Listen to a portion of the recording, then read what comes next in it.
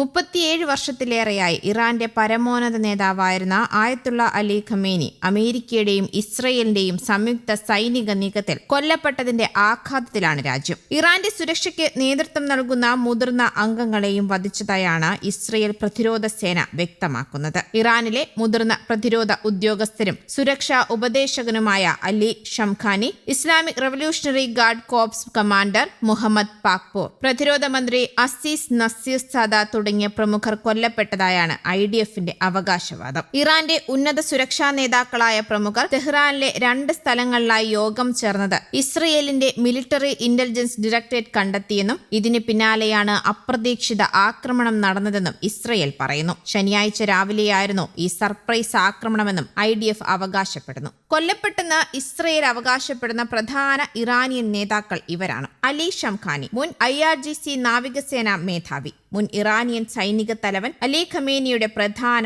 ഉപദേശകൻ. കഴിഞ്ഞ ജൂണിലെ സംഘർഷത്തിനിടെ ഇസ്രയേൽ ഷംഖാനിയെ ലക്ഷ്യമിട്ടിരുന്നു. മുഹമ്മദ് പക്പോർ, IRGC കമാൻഡർ, ഇസ്രയേലിനെ നശിപ്പിക്കാനുള്ള ഇറാന്റെ പദ്ധതിക്ക് പക്പോർ മേൽനോട്ടം വഹിച്ചുവെന്നും മിസൈൽ, ഡ്രോൺ ആക്രമണങ്ങൾക്കും ഇറാനിലെ പ്രതിഷേധക്കാരെ അടിച്ചമർത്താനും അദ്ദേഹം നിർദ്ദേശം നൽകിയെന്നുമാണ് IDF പറയുന്നത്. അസീസ് നസീർ സാദ, ഇറാന്റെ പ്രതിരോധ മന്ത്രി, മുൻ വ്യോമസേനാ മേധാവി, ഡെപ്യൂട്ടി ചീഫ് ഓഫ് സ്റ്റാഫ്, ദീർഘദൂര മിസൈലുകളും ആയുധങ്ങളും നിർമ്മിക്കാനുള്ള പ്രവർത്തനങ്ങൾക്കും ആണവ പദ്ധതിക്ക് മേൽനോട്ടം വഹിച്ചത് നസീസാദയാണെന്നാണ് ഇസ്രയേൽ അവകാശപ്പെടുന്നത്. സലാഹ് അസദി, ഇറാൻ സേനയുടെ ചീഫ് ഓഫ് ഇന്റലിജൻസ്, ഇറാന്റെ സായുധ സേനയിലെ senior intelligence officer. Mohammad Shirazi, 1989 മുതൽ അലി ഖമേനിയുടെ മിലിറ്ററി ബ്യൂറോ ചീഫ്, ഇറാനിയൻ സൈനിക ശ്രേണിയിലെ പ്രധാനപ്പെട്ട വ്യക്തി. മുതിർന്ന സായുധ സേനാ കമാൻഡർമാർക്കും നേതാക്കന്മാർക്കും ഇടയിൽ മധ്യസ്ഥത വഹിച്ചത് ഷിറാസിയാണ്. ഹൊസൈൻ ജബൽ അമേലിയൻ, ഇറാൻ പ്രതിരോധ മന്ത്രാലയത്തിന്റെ ഗവേഷണ ഏജൻസിയായ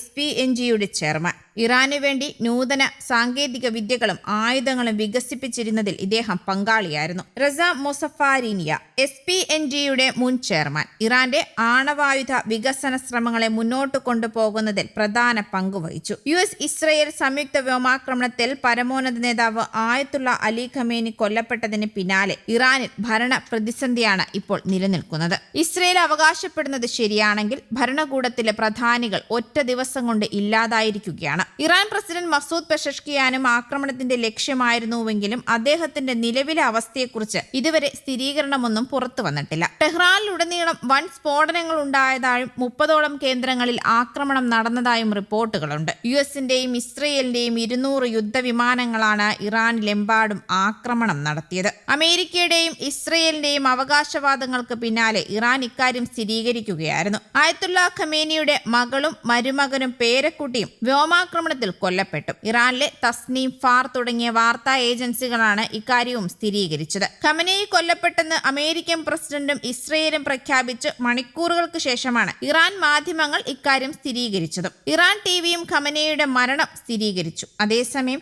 ഇതുവരെ പ്രതീക്ഷിക്കാത്ത കനത്ത തിരിച്ചടി നൽകുമെന്നാണ് ഇറാൻ വ്യക്തമാക്കിയിരിക്കുന്നത്. അമേരിക്കയുടെയും ഇസ്രയേലിന്റെയും സൈനിക താവളങ്ങളാണ് ഇറാന്റെ ലക്ഷ്യം. അതേസമയം പശ്ചിമേഷ്യയിൽ സമാധാനം ഉണ്ടാകുന്നതുവരെ ആക്രമണം തുടരുമെന്നാണ് ട്രംപ് പറയുന്നത്. ഇറാന്റെ സൈനിക കാര്യങ്ങളിൽ നേരിട്ട് ഇടപെടുന്ന റവല്യൂഷണറി ഗാർഡിലെ പല പ്രമുഖരും കൊല്ലപ്പെട്ടത് രാജ്യത്തിന്റെ ആഭ്യന്തര അധികാര സന്തുലിതാവസ്ഥയെ മാറ്റിമറിക്കാനുള്ള സാധ്യത ഏറെയാണ്. റവല്യൂഷണറി ഗാർഡ്സ് ഇറാന്റെ രാഷ്ട്രീയത്തിലും ലോക വ്യവഹാരങ്ങളിലും വലിയ സ്വാധീനമുള്ള വിഭാഗമായതിനാൽ അവരുടെ നേതൃത്വത്തിലുണ്ടായ ഈ തകർച്ച വരും ദിവസങ്ങളിൽ ഇറാന്റെ ഭരണസ്ഥിരതയെ തന്നെ ബാധിച്ചേക്കാം. ഇത്രയും മുതിർന്ന കമാൻഡർമാരെ കൃത്യമായി ലക്ഷ്യം വെച്ച് വധിച്ചതും ഇറാന്റെ ഇന്റലിജൻസിലും വലിയ ആശങ്കയാണിപ്പോൾ സൃഷ്ടിച്ചിരിക്കുന്നത്. News desk, Kerala Kaumudi.